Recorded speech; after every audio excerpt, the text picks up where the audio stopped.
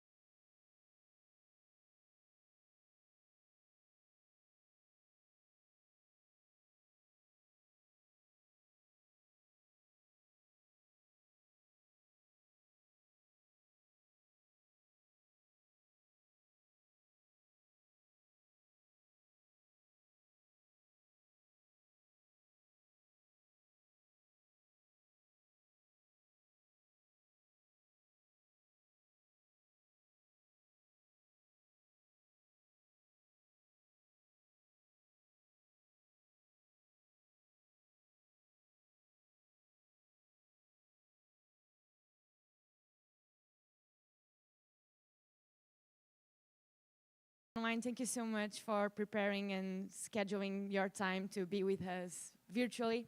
I am Isabel Carapeta from 351, very excited to have you all here. I am with Ilaria Navani. She's the cloud, Startup Program Manager from OVHcloud. perfectly. OVHcloud is a French company that provides international services for cloud and web hosting and so many more things that Ilaria is going to explain you. I'm passionate about OVH Cloud because you are very friendly in terms of environmental causes, and you also really do make sure that the data centers that you own are very compliant with European regulations, and that's something that we've been battling in Europe for the past 10 years, I guess. So congratulations on your role right now. Today we are going to focus on the startup program that they have, and the ones present here and also the ones online might get a chance to earn 10K in cloud solutions to support and build your solution. And we are very proud to have OVH Cloud as our partners at the Portugal Tech House this week. Thank you so much, Ilaria. I'm going to welcome you again for you to prepare and present what you have for us today. Thank you, Isabel. Thank you, everyone. Thanks also for everyone who is connected online. I'm Ilaria, as Isabel was saying, and I'm the responsible for the Startup Program Manager at OVHcloud. Today, we are going to the moon. We're trying to, and I'll tell you how we can actually support you to go farther and farther and explore and win all your challenges.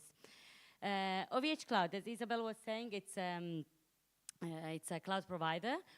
We offer a different range of services related to cloud. We start from simple like domains and the web hosting solutions up to the hosted private cloud, all the orchestration, all the very famous GPUs, CPUs, and whatever you think it might be useful for your company.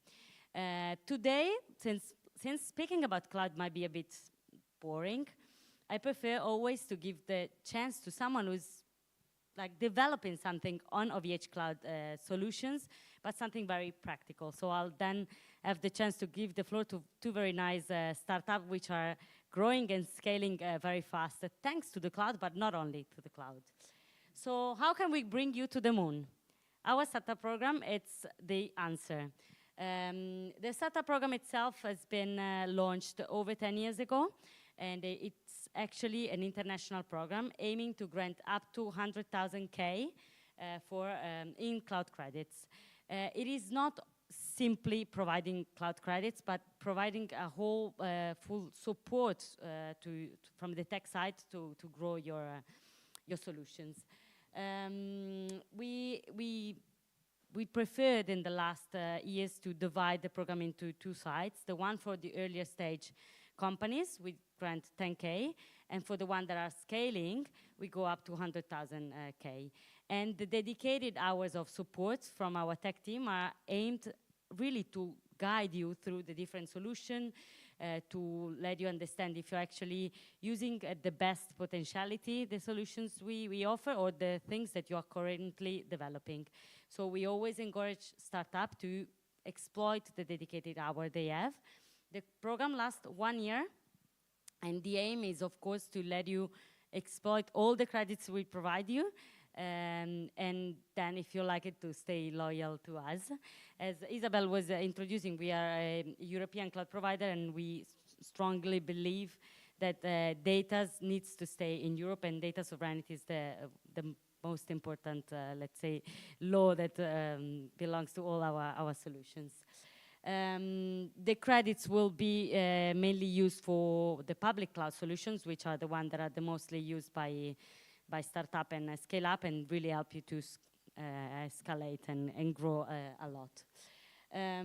We are a European leader in terms of the cloud solutions, and we compete against the American and Chinese hyperscaler, but in terms of European provider, we are among the biggest.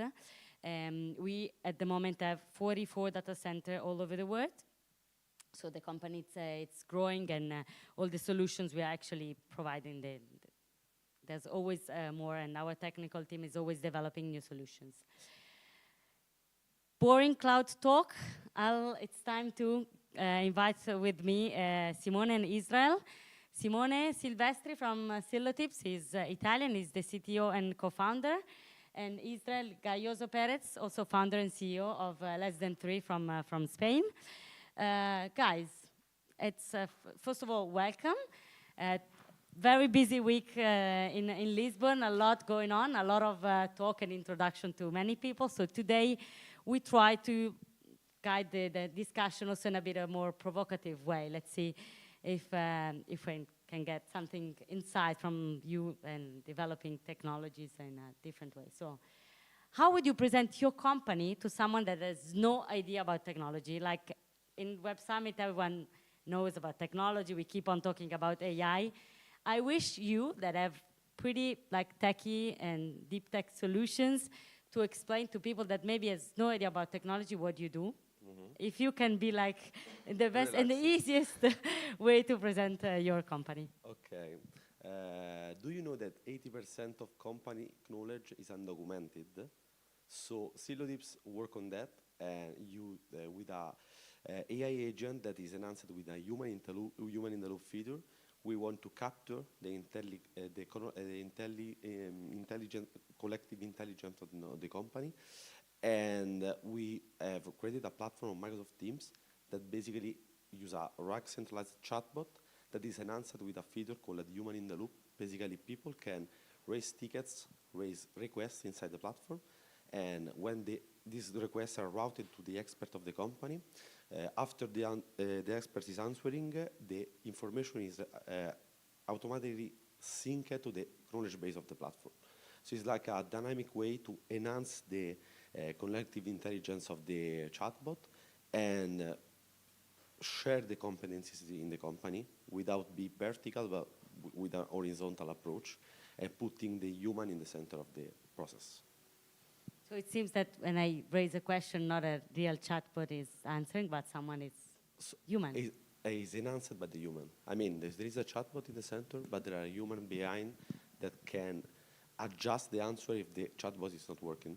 And this approach is used in Italy from active 5 customers, and we are looking to expand the market in the next year with other countries like Spain, Germany, UK, and so on. Let's listen to less than 3. Yeah, thank you. Yeah, we are less than 3. Sorry, we are less than 3. We are working with different companies. Nowadays, the most problematic things are the errors in the company. The companies are spending a lot of money, millions, trying to fix errors. So the current, we are creating an AI platform, observability platform, that we are now getting all the errors. The current platforms, usually it's getting the errors in the past, getting the real-time errors, but using AI, we are trying to detect the errors before happen. So that's the idea of less than 3. Okay, cool. So since we need to go to the moon, how is the competition and how are you planning to actually going internationally? If you can like deep dive a little bit there, and if program like the one at OVHcloud, or you can even mention some of like other programs you attended might help you. I know like Silotips participated to Techstar Berlin. Yeah. So if you can mention a little bit like what you've done so far and now you're planning to escalate. Silotips is backed by Techstars, also from Vento, the Exxon Venture VC, and also from TechShop. This is an Italian vehicle specific on SaaS B2B platforms. Actually, about the competition, I feel a little bit isolated in Italy because there is no very competition there, and I think that the competition is the main rule about an industry. You have competitors, grow the interest in the market, enhance the products, and keep the possibility to share the competencies within the startups. And in Italy, there are not too much startups doing the same job thing that we are doing right now. There are other countries like France, or for example, San Francisco, that the startups are living together, sharing competencies, working in the same office. And this type of approach enhance the quality of the products. About our journey, right now we are also backed by Harvard Innovation Lab, because one of my co-founders, Leonardo Martini, is an Harvard student. So we are backed also from this equity-free incubator. And for the next year, we want to grow in the US with Leonardo, with the connection we are creating. But right now we are focused on the market because it's important for a startup to have signed contracts. And we want to expand with, for example, with OVH, we are doing a partnership to present, OVH will want to present us more customers in other countries. And we are trying to do this type of partnership with this type of collaboration with our providers, with our partners. It's difficult because as an Italian startup, sometimes you feel like you are not the US-based company. It seems that, I don't know, you are the low quality products, but we are not. We are backed by me and my co-founders, our employees. They are very experienced guys in the space. We have a former from Google. We are former from Translated. So we are going to grow the startup the next year. We want also to hopefully raise money. I make a comment on that because it's nice that you say that there's no competitor, which might be good, but at the same time, you feel lonely because the ecosystem locally is it's missing. There's something. Yeah, I think that is very important for a startup to have competitors because you can share problems. If you have a startup that you are working in the same space, you can listen another other ideas from other type of customers. You can understand more the problems of the companies. and we work only in B2B, so it's difficult also to have an interviews with managers, CIOs. Our buyer persona is a high-level managers, so it's difficult to talk with these people and share the competencies, share this type of information is crucial. And how is the situation in Spain? I think it's quite similar, quite similar. I would like to add, because we are from the north of Spain, I mean, we have an office there. At the end, we are in remote around Spain at the moment, but we have a similar situation with the clients. I mean, we are from the north of Spain. It's a not big location or not an important location in Spain, but sometimes we are going to talk with different companies, the big companies, the biggest companies there, and it's so difficult to talk with them. Hey, we have a very good product. We are working with different companies around Spain, Europe, US, in Latin as well. But in the moment, where you come from? Well, we are from Asturias, blah, blah, blah. Well, we prefer people from Barcelona, from Madrid. So I think we have similar situation there. I mean, at the end, we have, I don't know, we have like 20 clients, right? 20 customers, something like that. I think not customers just from my location, from our location. So I think it's something similar. More related with clients, but I think it's something similar. And how is Less Than 3 planning to, like, how is foreseen challenges for the future? At the end, we are an IT company. I think our focus will be US because I think all the companies must be there. But also in the middle, for the next year, I think maybe next month, we will start the real things. But we have a few advisors in Brazil. I think the market there is crazy. I mean, it's a very good people, technical people, very good companies, also a lot of Spanish companies moving there. So I think for the short term, I think we are going to move or try to open an office there. And in the long, maybe medium or long term, I think we have to go to, or we have to be in the US, because I think it's being an IT company, also working with AI, I think we should be there. Okay, good plan. We'll see in a few years if we do again this conversation, how it's been achieved. And now, like, that's something I was, let's say, for 10 hours yesterday at Web Summit, and that's one word I keep on hearing, it's AI. And I wanna, this is, of course, like something I wanna provoke. I say AI or die. It seems that everyone is doing AI. I would say a couple of years ago was blockchain, the word that you were hearing, and now blockchain, it's gone, and it's just AI. Who is really doing AI? What means doing real AI? And is it true that you either do AI if people are doing that correctly, or you cannot be in the market? In my opinion, doing AI means cover a lot of things that are not AI, like, for example, data pipeline, infrastructure, operations.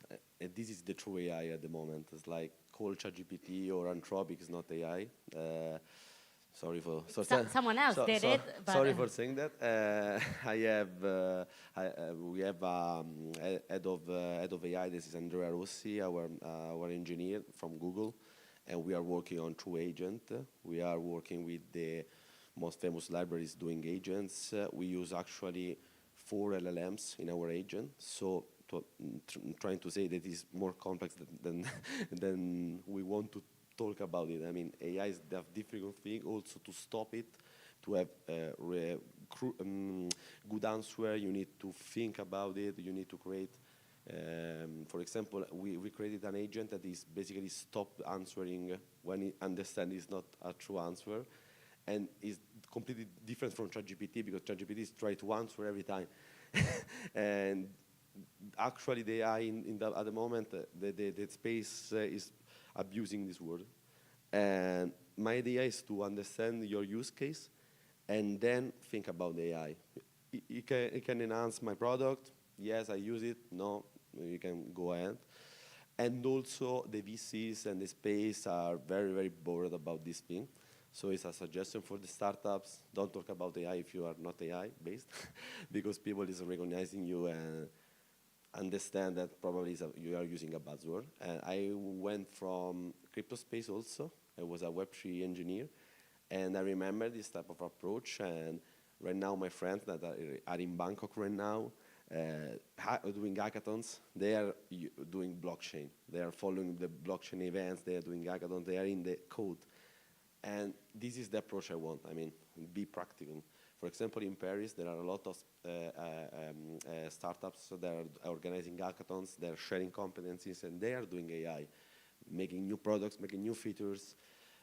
They are not only using ChatGPT, they are thinking about the use cases. And I see also other big companies like Microsoft and so on that are abusing also the AI, the AI word. And when you use this type of AI feature, they are not AI at all. So I think it's a virus probably. It ends at the end of the next year, in my opinion. Thanks, Simone, for your opinion. I totally agree, because I was really yesterday spotting companies saying, okay, this is not a real AI, you're using someone else that did something. And Israel, what is your opinion about that? Just 2 minutes before I entered to the stage, we were talking something similar. I told him that when I was in the event in the Web Summit yesterday, I was talking with people and, hey, are you using AI? Yeah, well, more or less, yeah, what are you using? Yeah, we have a chatbot in the website.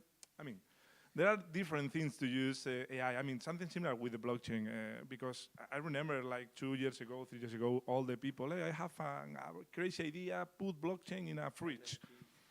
Okay, it's a very good solution. It's longer. So, I mean, for AI, I think, for example, in our case, we're creating the platform using AI, but you have to be sure what is the environment before say something, because in the moment, for some ecosystem, in the moment that you are saying or you are telling AI, maybe it's dangerous. I mean, maybe 1 year ago it was okay. You are doing AI, okay, you are in. But now I think we're in the moment that, like blockchain, right? Blockchain, crypto. In the moment that you say crypto, for example, in a VC, no.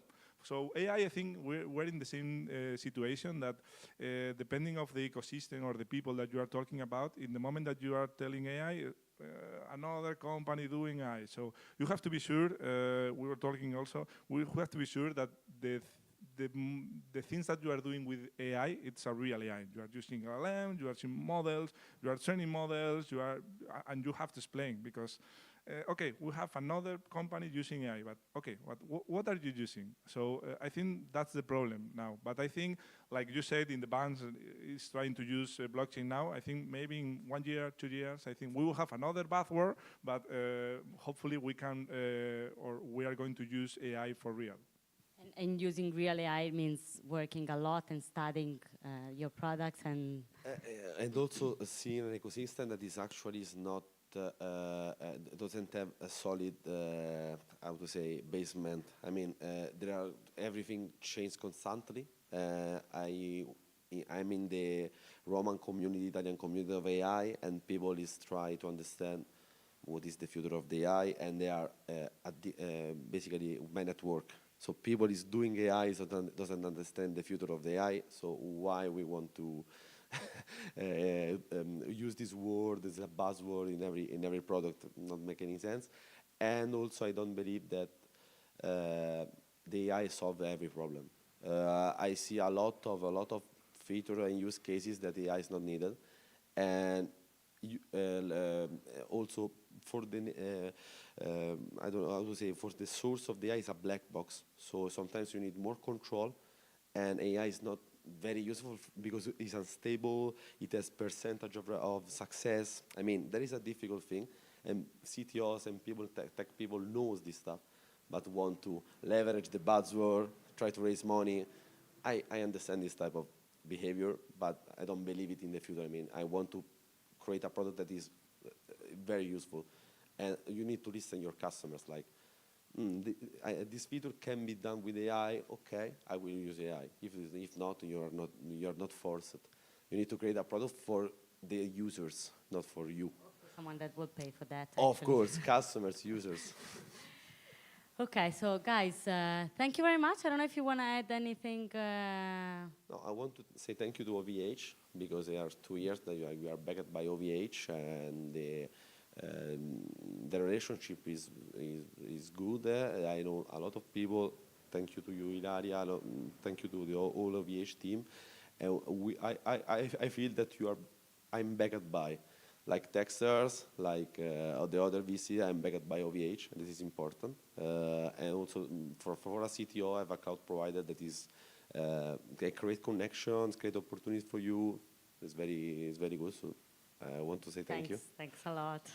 Yeah, something similar for me because I mean, working with or partnership with OVH, I think is something special for me because I was, when I was young, like 15 years ago, something like that, I was using OVH servers and talking with the community and whatever, and now it's okay. So 15 years later, we have a partnership with OVH with my company. So for me, it's like, oh yeah, I think it's Guys, like I didn't pay them, I mean, I gave them car credit. not yet. We need credits. Credit. Thank you so much. Okay, thank you guys. So then, again, how can we bring you to the moon? If you apply to the program, whoever comes and is reporting that, like, listen to this talk and belonging to the Portugal Tech Week, is gonna get a fast forward and priority to enter our program and obtain the credits and be supported as less than 3 and Silo tips. So thank you very much to everyone, and I'm available for answering any question. Yeah, hi, I'm Lens. Love OVH. I know OVH since ages. In terms of the startup program, what are you covering? Is it only cloud credits? Do you have bare metal servers as well? Do you have, what's sort of the breakdown? The choice was to, like the credits will be available for public cloud solution and hosted private cloud. And the choice is, first of all, because the bare metal and let's say the VPS, those are, let's say, cheaper, and so normally startup can afford it. But the public cloud solutions are the one that will really help you to escalate and to grow. So we decided to focus on public cloud and hosted private cloud solutions. Among the public cloud solution, recently, I mean in the last year, we developed all the suites for AI, notebook trainings, deploy, and that one is also included. So it's a very nice occasion to test like GPUs, CPUs, instances, and train your AI model using the credits. Thank you for coming here today.